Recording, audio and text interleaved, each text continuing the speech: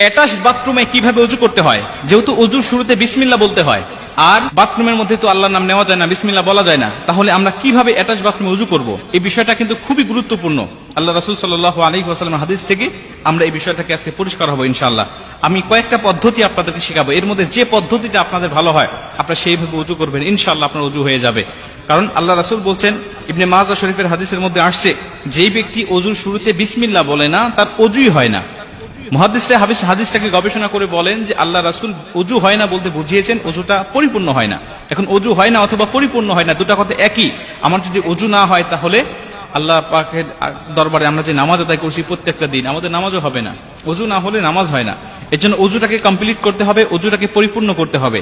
এখন এই ওযুটাকে কিভাবে পরিপূর্ণ করব? কারণ আমাদের অনেকের বাসায় অ্যাটাচ বাথরুম আছে, নিজের বাসায় না থাকলে আত্মীয়দের বাসায় গেলে অ্যাটাচ বাথরুমে ওযু করতে হয়, বা অফিস আদালতে গেলে অ্যাটাচ বাথরুমে ওযু করতে হয়, হোটেলে গেলে কোথাও ঘুরতে গেলে আমাদের অ্যাটাচ বাথরুমে ওযু করতে হয়। তাহলে এই মাসআলাটা আমাদের সকলে জানতে হবে।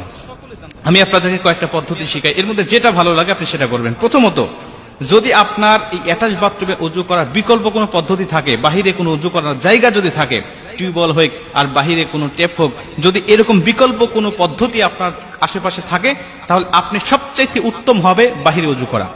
এটা যদি সম্ভব না হয় যে বাহিরে ওযু করার কোনো ব্যবস্থা নাই, তাহলে আপনাকে ভিতরেই করতে হবে। এবং ভিতরে করার আগে আরেকটা পদ্ধতি আছে, সেটা হলো, যদি দেখবেন যে সাধারণত ওযুখানার পাশে বা টয়লেটের পাশে সাধারণত বাড়িতে এখন বেসিং থাকে, এই বেসিং এ আপনি বিসমিল্লাহ সহ ওযুটাকে শুরু করবেন।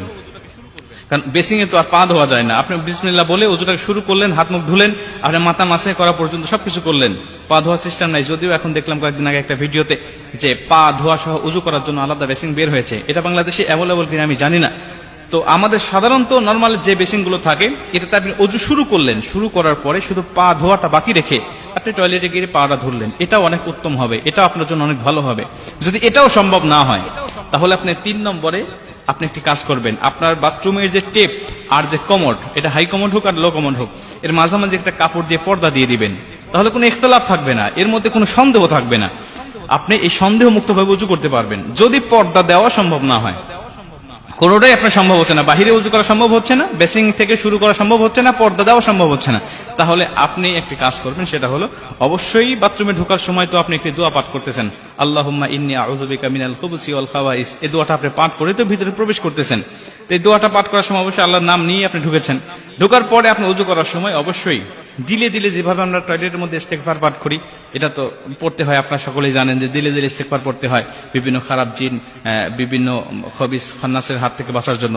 ওইভাবে দিলে দিলে আপনি ওযু শুরুতে আপনি বিসমিল্লাহ পাঠ করবেন, মুখে উচ্চারণ করে নয়, দিলে দিলে। এরপরে ওযু থেকে বের হয়ে এসে, টয়লেট থেকে বের হয়ে এসে আপনি বের হওয়ার সময় দোয়া পাঠ করলেন, এবং বের হয়ে এসে ওযুর শেষে যে কালেমা শাহাদাতটা পাঠ করতে হয়, এই কালেমা শাহাদাতটা পাঠ করবেন। ইনশাআল্লাহ আশা করা যায় যে আপনার ওযুটা হয়ে যাবে। কারণ আমাদের এখন বর্তমান টয়লেটগুলোতে এত নোংরা থাকে না, পরিষ্কার থাকে।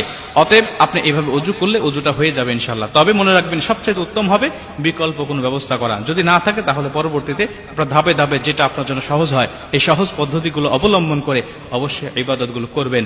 আল্লাহ পাক অবশ্যই আমাদেরকে ক্ষমা করবেন এবং আমাদের ইবাদতগুলো কবুল করবেন।